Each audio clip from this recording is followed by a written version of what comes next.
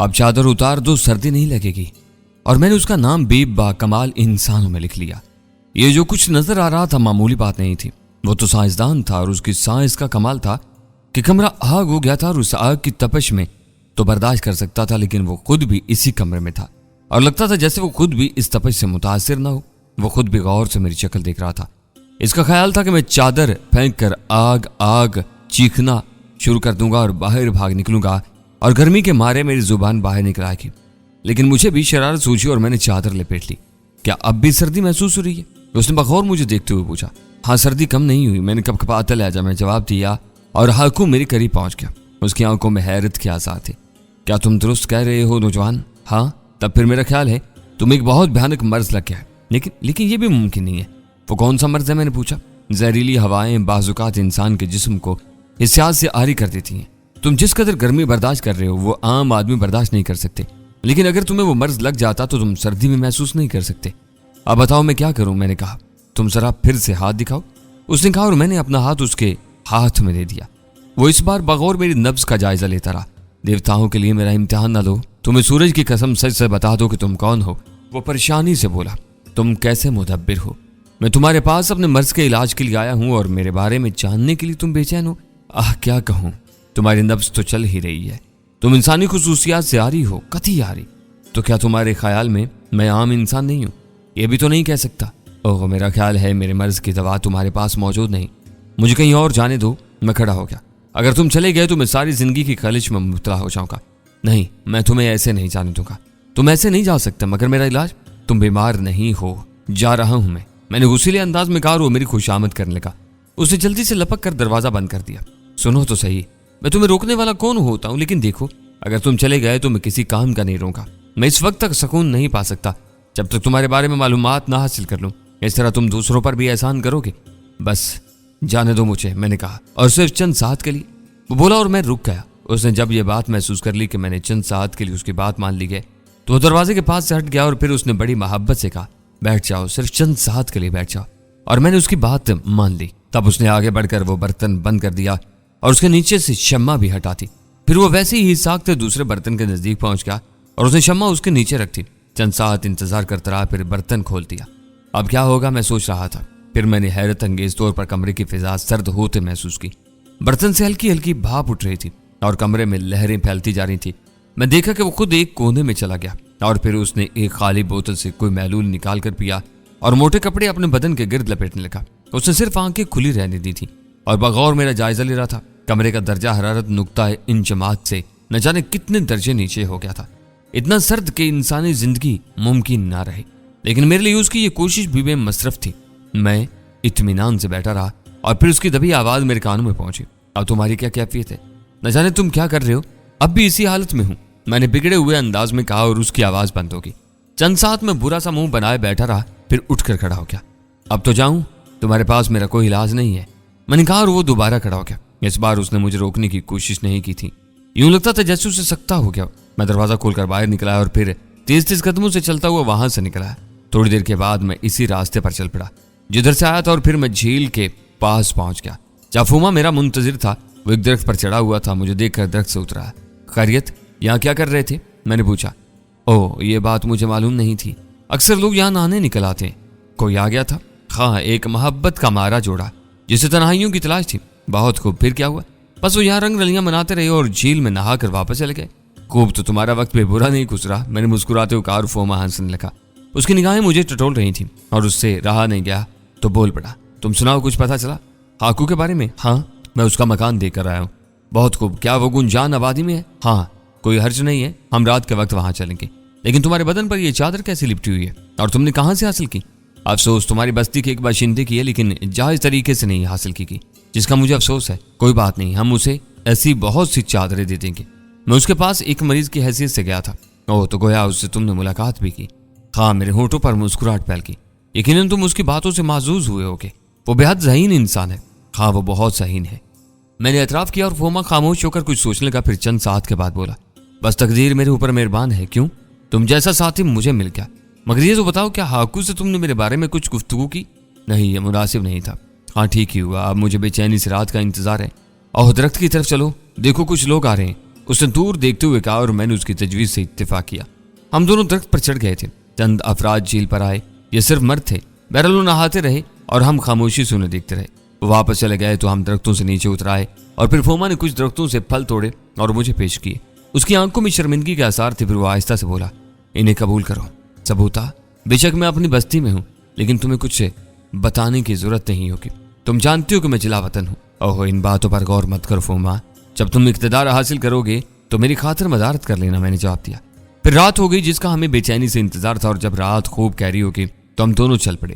بستی اب سنسان ہو گئی تھی، بہت سے مکانوں میں تاریکی پھیل گئی تھی، چند مکانوں میں روشنی نظر آ رہی تھی۔ بہرحال ہم روشنی سے بچتے ہوئے آگے بڑھتے رہے اور پھر میں نے فوما کو ہاکو کے مکان پر لا کھڑا کیا۔ سبوتا، فوما نے مجھے پکارا۔ اگر مناسب سمجھو تو یہ اپنی چادر مجھے دے دو۔ او، یہ لو، کیا کرو گے؟ میں ہاکو کے سامنے بھی فوراً نہیں آنا چاہتا۔ ٹھیک ہے، لے لو، میں نے کہا اور فوما نے میری چادر اوڑھ لی۔ پھر ہم ہاکو کے مکان کے دروازے پر پہنچ گئے۔ دستک دو۔ تم بھی کسی مریض کی حیثیت سے ملو گے اس سے؟ میں نے پوچھا۔ ہاں، لیکن وہ تمہیں پہچان تو نہیں لے گا؟ میرا خیال نہیں ہے، اس نے میری صورت نہیں دیکھی تھی، اور پھر اگر پہچان بھی لے گا تو اسے کیا فرق پڑے گا؟ ہاں، کوئی فرق تو نہیں پڑے گا، فوما نے کہا اور میں نے ہاکو کے مکان کے دروازے پر دستک دی۔ دوسری بار اور پھر تیسری بار دستک دینے پر اندر سے جواب ملا، آ رہا ہوں، کون ہے؟ جلدی دروازہ کھولو، فوما نے کہا اور دروازہ کھل گیا۔ لیکن دروازہ کھولنے والا خود ہاکو نہیں تھا بلکہ ایک نوجوان تھا۔ کیا بات ہے؟ ہاکو کہاں ہے؟ اندر موجود ہے، کیا کام ہے؟ نوجوان نے پوچھا۔ مریض آیا ہے، فوما نے جواب دیا۔ دن کی روشنی میں آنا اس وقت؟ او، کیا ہاکو کا خدمت خلق کا جذبہ سرد پڑ گیا؟ فوما نے پوچھا۔ نہیں، لیکن وہ خود بیمار ہے۔ کیا بیماری ہے اسے؟ یہ نہیں معلوم، دن کی روشنی میں تو وہ ٹھیک تھا، اب ٹھیک نہیں ہے۔ تم کون ہو؟ میں اس کا بیٹا کاشا ہوں۔ کیا تم اس بستی کے رہنے والے نہیں ہو؟ نوجوان نے ہمیں گھورتے ہوئے پوچھا۔ نہیں، ہم دوسری بستی سے آئے ہیں، اس لیے ہاکو سے ملنا ضروری ہے۔ کون سی بستی سے آئے ہو؟ سگاشا سے۔ تم خود غور کرو کتنا طویل سفر کیا ہم نے۔ فوما نے فوراً جواب دیا۔ اگر تم اتنی دور سے آئے ہو تو ہمارے مہمان کی حیثیت سے قیام کرو، لیکن ہاکو سے تم صبح کو ہی ملاقات کر سکو گے۔ نوجوان نے کہا۔ لیکن ہاکو کو کیا بیماری ہے؟ اندر آ جاؤ، تم مہمان ہو، نوجوان نے نہایت ملائمت سے کہا اور دروازے سے ہٹ گیا۔ ہم دونوں اندر داخل ہو گئے۔ مہمانوں کے قیام کے لیے الگ جگہ تھی، ہم ایک بڑے سے کمرے میں پہنچا دیا گیا اور نوجوان بولا، میں تمہارے لیے کھانے کا بندوبست کرنے جا رہا ہوں، آرام سے بیٹھو۔ سنو، کیا ہاکو سو چکا ہے؟ نہیں، وہ اپنی خوابگاہ میں ہے، تم اسے ہمارا پیغام دے دو، اس کے بعد بھی اگر وہ ہم سے نہ ملے تو ہم اسی وقت چلے جائیں گے۔ اچھا، نوجوان نے الجھے ہوئے انداز میں کہا اور پھر وہ کمرے سے باہر نکل گیا۔ میں ہاکو کی بیماری کے بارے میں سوچ رہا تھا، کیا وہ در حقیقت میری وجہ سے پریشان ہو گیا ہے؟ ممکن ہے، بہرحال وہ ایک عمدہ انسان تھا۔ کافی دیر کے بعد ہاکو کمرے میں داخل ہوا، اس کے چہرے پر عجیب سے تاثرات تھے، در حقیقت وہ پریشان نظر آ رہا تھا۔ مجھے معاف کرنا دوستو، تمہیں میری انتظار کی پریشانی اٹھانا پڑی، لیکن میں خود الجھا ہوا تھا۔ اگر آپ لوگ اتنی دور سے نہ آئے ہوتے تو بہرحال مجھے بتائیے کیا بات ہے؟ ہم صرف تم سے ملنے آئے تھے۔ کیا مطلب؟ تم میں سے کوئی مریض نہیں ہے؟ ہاکو تعجب سے بولا۔ امراض کی بھی مختلف قسمیں ہوتی ہیں، جو سمجھو ہم مریض ہی ہیں اور اپنی ایک تکلیف لے کر تمہارے پاس آئے ہیں، فوما نے کہا۔ برائے کرم الجھوئی گفتگو نہ کرو، میں پہلے ہی کافی پریشان ہوں، ہاکو نے کہا اور پھر اس کی نگاہ مجھ پر پڑ گئی۔ میرے خیال ہے میرے آتشی رنگ نے اسے میری طرف متوجہ کیا تھا، پھر اس نے بے اختیار میرے ہاتھوں کی جانب دکھا اور مصربانہ انداز میں کھڑا ہو گیا۔ تم برائے کرم، کیا تم اپنا ہاتھ آگے بڑھاؤ گے؟ اس نے کہا اور میرے ہونٹوں پر مسکراہٹ پھیل گئی۔ میں نے خاموشی سے اپنا ہاتھ اس کے ہاتھ میں دے دیا تھا۔ ہاکو نے فوراً میری نبض ٹٹولی اور پھر پرجوش انداز میں میری کلائی پر گرفت کر لی۔ تم دیوتا کی قسم، میں تمہاری وجہ سے پریشان تھا۔ اس کی آنکھوں میں تیز چمک نظر آنے لگی تھی۔ اوف، تم تو مجسم ہی عجب ہو، تمہارا چہرہ، تمہارا بدن اور تمہارے بالوں کا رنگ، تم کہاں چلے گئے تھے نوجوان؟ بلا شبہ تم کائنات کی عجب ترین ہستی ہو۔ اوف، تم کتنے عجب ہو، تمہارے جانے کے بعد سے میں مستقل تمہارے بارے میں سوچتا رہا ہوں، تو تم مجھے پہچان گئے؟ لاکھوں میں پہچان سکتا ہوں مگر دیوتا کے لیے تم بتاؤ تو صحیح، تم کون ہو؟ میں سگاشا بھی جا چکا ہوں، لیکن میں نے وہاں پر بھی تمہارے جیسے کسی انسان کے بارے میں نہیں سنا۔ کیا تم ہمیشہ سے سگاشا میں تھے؟ نہیں ہاکو، میں ہمیشہ سے کہیں نہیں تھا، لیکن اگر تم میری بجائے اپنے مریض کی طرف متوجہ ہو جاؤ تو زیادہ بہتر ہے۔ لیکن تم نے کہا تھا کہ تم میں سے مریض کوئی نہیں ہے۔ ہاں، اور یہ بھی کہا تھا کہ امراض کی قسمیں علیحدہ ہوتی ہیں۔ میں نے جواب دیا، لیکن تم سے مل کر میں خود بھی حیرت کا مریض بن گیا ہوں۔ ہاکو بولا، لیکن افسوس میں تمہارے لیے مزید کچھ حیرتیں لے کر آیا ہوں۔ تم میرے لیے کچھ بھی لائے ہو، لیکن تمہارے بارے میں جان کر مجھے جس قدر خوشی ہوگی میں نہیں بتا سکتا۔ اور اس شخص کے بارے میں کیا خیال ہے؟ میں نے فوما کی طرف اشارہ کیا۔ کیا یہ بھی تمہاری مانند ہے؟ اگر یہ بات ہے تو یقیناً یہ میرے لیے دلکش ہوں گے۔ ہاکو فوما کو گھورتے ہوئے بولا، ممکن ہے یہ مجھ سے عجیب نکلیں، اوہ تب تو میں انہیں بھی دیکھنا پسند کروں گا۔ ایسے نہیں، پہلے تم سے کچھ سوالات کرنے ہیں، ان کے جواب تو میں نے کہا۔ چلو سوالات کرو، میں ہر طرح سے تیار ہوں۔ تم نے مجھے اس قدر حیران کر دیا ہے کہ میں اب تمہاری ہر شرط ماننے کے لیے تیار ہوں، ہاکو نے ڈھال سے انداز میں کہا۔ تب میں پہلا سوال تمہارے قبیلے کے بارے میں کروں گا۔ میرے قبیلے کے بارے میں کچھ پوچھنا چاہتے ہو؟ تمہارے قبیلے کا نام کیا ہے؟ تو میری معلوم برائے کرم صرف میرے سوال کے جواب دو۔ ٹھیک ہے پوچھو، وہ گہری سانس لے کر بولا۔ تمہارے قبیلے کے بارے میں پوچھا تھا۔ ہم فوما قبیلے سے تعلق رکھتے ہیں۔ تمہارا سردار کون ہے؟ سردار؟ ہاکو کے چہرے پر کرب کے آثار نظر آئے، پھر وہ آہستہ سے بولا، اس کا نام شبالہ ہے۔ کیوں؟ کیا تم اسے پسند نہیں کرتے؟ میں نے پوچھا۔ فوما شاید میرے سوالات سے مطمئن تھا، اس لیے خاموش بیٹھا تھا۔ یہ اندازہ تم نے کس طرح لگایا؟ تمہارے لہجے سے پتہ چلتا ہے کہ تم اسے پسند نہیں کرتے۔ میں نے کہا، ہاں بے شمار لوگ اسے پسند نہیں کرتے۔ کیوں؟ لمبی کہانی ہے، تمہیں اس سے کیا دلچسپی؟ تم میرے سوالات کا جواب دینے کا وعدہ کر چکے ہو۔ ٹھیک ہے، دراصل ہمارا فوما شبالہ نہیں ہے۔ فوما وہ تھا جو سازشوں کا شکار ہو گیا۔ ہاکو کے لہجے میں اداسی تھی۔ کیا مطلب؟ میں نے پوچھا۔ ہمارے زخموں کو تازہ نہ کرو دوست، ہم نے بڑی مشکل سے صبر کیا۔ میں تم سے کہہ چکا ہوں کہ میں تمہاری معلومات میں بیش بہا اضافہ کروں گا، اس لیے کڑوے گھونٹ ایک بار پی لو۔ لیکن تمہیں اس سے کیا فائدہ ہوگا؟ ممکن ہے ہو ہی جائے، یا پھر یہ بھی ہو سکتا ہے کہ تمہیں ہی فائدہ ہو جائے۔ میں نے مسکراتے ہوئے کہا، تمہاری کوئی بات میری سمجھ میں نہیں آ رہی۔ میری باتیں سمجھنے کی کوشش کے بجائے پہلے اپنی کہانی پوری کر دو، اس کے بعد ایک ایک بات تمہیں میں سمجھا دوں گا۔ کہانی زیادہ طویل نہیں ہے، نہ جانے کہاں سے آنے والے ہمارے درمیان منافرت ہے پھیلا رہے ہیں۔ فوما کے سادہ لوگ یہ بات نہیں سمجھ رہے، لیکن وہ ضرور سمجھیں گے اس وقت جب کچھ بھی ان کے ہاتھ میں نہیں رہے گا۔ تمہارے سردار کے ساتھ انہوں نے کیسا سلوک کیا؟ میں نے پوچھا۔ کیا بتاؤں، مجھے تو اس کی لاش بھی نہیں دیکھنے دی گئی، ورنہ میں بتا سکتا تھا کہ اسے زہر دیا گیا ہے فوراً، ورنہ فوما اسے کوئی بیماری نہیں تھی۔ اور تمہارے کہنے کا مطلب یہ ہے کہ اسے زہر دے کر مار دیا گیا؟ ہاں، میں دعوے سے کہہ سکتا ہوں۔ اس کی لاش کا کیا کیا؟ سمندر میں بہا دی گئی۔ کیا کسی کو اس کی موت پر شبہ نہیں ہوا؟ اندھے ہو گئے سب کے سب، کچھ نہیں سمجھ پا رہے۔ اس وقت سمجھیں گے جب ان کے ہاتھوں میں کچھ بھی نہیں رہے گا۔ آنے والے کون ہیں؟ ان کے بارے میں کوئی کچھ نہیں جانتا۔ کیا ان کی جڑیں بہت مضبوط ہیں؟ فوما جب تک زندہ تھا ان کی دال نہیں گل رہی تھی، لیکن اس کی موت کے بعد انہیں روکنے والا کون ہے؟ کیا شبالہ جو ان کا پٹھو ہے؟ کیا وہ نااہل سردار جو اپنی مرضی سے کچھ نہیں کر سکتا اور جس کے مشیر سفید رنگ کے زرد روح ہیں؟ اوہ، تو اس نے انہیں اپنا مشیر مقرر کیا ہے۔ اس نے کیا کیا ہے؟ اسے سردار بنانے والے ہی وہ لوگ ہیں، ورنہ کیا وہ نااہل بچڑا ہی سرداری کے لیے رہ گیا تھا؟ لیکن کیا فوما کے حامیوں نے یہ سوال نہیں اٹھایا کہ آخر فوما کس طرح مارا گیا؟ ان میں زبردست بے چینی پھیلی ہوئی ہے، لیکن نواردوں کی پوری کوشش اس بات میں صرف ہو رہی ہے کہ وہ بھی ان کے متی ہو جائیں۔ پھر ان کی سربراہی کون کرے گا؟ ظاہر ہے یہ ایک طرح کی بغاوت ہوگی، اور بغاوت کے لیے بہت کچھ درکار ہوتا ہے۔ تو پھر کیا آواز دب گئی؟ دبے گی نہیں، لیکن کیا؟ بس میرے دوست، اس سے زیادہ میں کچھ نہیں بتا سکتا۔ ہاکو سنبھل کیا؟ ارے کیوں؟ بس اس بارے میں مجھے کچھ اور معلوم نہیں ہے، ہاکو فیصلہ کن لہجہ میں بولا، اور میں نے طویل سانس لے کر فوما کی طرف دیکھا۔ ٹھیک ہے بھائی، باقی باتیں تم خود پوچھو۔ اور فوما نے آہستہ سے اپنے سر سے چادر اتار دی۔ ہاکو نے دلچسپ نگاہوں سے اسے دیکھا، لیکن پھر دوسرے لمحے اس کی آنکھیں حیرت سے پھٹی رکھیں۔ منہ کھلا لیکن اس سے کوئی آواز نہ نکل سکی۔ پھر وہ اٹھا اور پاگلوں کی طرف فوما کے پیروں میں گر پڑا۔ میرے مالک، میرے آقا، کیا میری آنکھیں دھوکہ دے رہی ہیں؟ نہیں ہاکو، میرے معزز بزرگ، اٹھو، مجھے شرمندہ نہ کرو، میں تمہارا احترام کرتا ہوں۔ تم میرے بزرگ ہو، فوما بولا۔ مجھے یقین دلاؤ میرے مالک، ہاکو روتے ہوئے بولا۔ میں زندہ ہوں ہاکو، میرا دل محبت سے خوشی سے پھٹا جا رہا ہے۔ خود کو سنبھالو ہاکو، میرے مالک، میرے آقا، کیا تو واقعی زندہ ہے؟ ہاں میں زندہ ہوں۔ اجنبی، تو واقعی میرے لیے حیرتوں کے پہاڑ لکھ رہا ہے، لیکن ان میں مسرتیں بھی شامل ہیں۔ میری خوشی کا کوئی ٹھکانہ نہیں ہے۔ میں نے تو پہلے ہی کہہ دیا تھا ہاکو، میں نے مسکراتے ہوئے کہا۔ اب تو کوئی بھی ہے، مجھے اس سے غرض نہیں ہے۔ میں تو بس اتنا جانتا ہوں کہ تو میرے لیے نہیں بلکہ اس پورے علاقے کے لیے خوشیوں کا پیغامبر بن کر آیا ہے۔ ہمارے لیے خوراک کا بندوبست کرو ہاکو، ہم بھوکے ہیں۔ ابھی میرے مالک، ہاکو جلدی سے کھڑا ہو گیا۔ اور سنو، فوما نے اسے پکارا، مالک، میری آمد کو بھی پوشیدہ رکھو، کسی کو میرے بارے میں اطلاع مت دینا، یہاں تک کہ اپنے گھر والوں کو بھی۔ ایسا ہی ہوگا مالک، ہاکو نے کہا اور باہر نکل گیا۔ تب فوما نے مسکراتے ہوئے میری طرف دیکھا۔ میں نے غلط تو نہیں کہا تھا کیا؟ ہاکو میرا وفادار ہے، فوما بولا۔ ہاں، اس کے انداز سے پتہ چلتا ہے۔ اس نے ٹھیک کہا، یہاں میرے حامیوں کی تعداد اب بھی کم نہیں ہے، لیکن وہ کسی قیادت سے محروم ہیں۔ ان کی قیادت ہم کریں گے، میں نے کہا۔ تم؟ فوما پیار بھری نگاہوں سے مجھے دیکھتے ہوئے بولا۔ کیوں، کیا کوئی غلطی ہو گئی مجھ سے؟ ایسی بات مت کرو ثبوتا، مرتے وقت تک تمہاری احسانات نہیں بھولوں گا۔ تم بے حد عظیم انسان ہو، تمہاری ذہانت اپنی مثال آپ ہے۔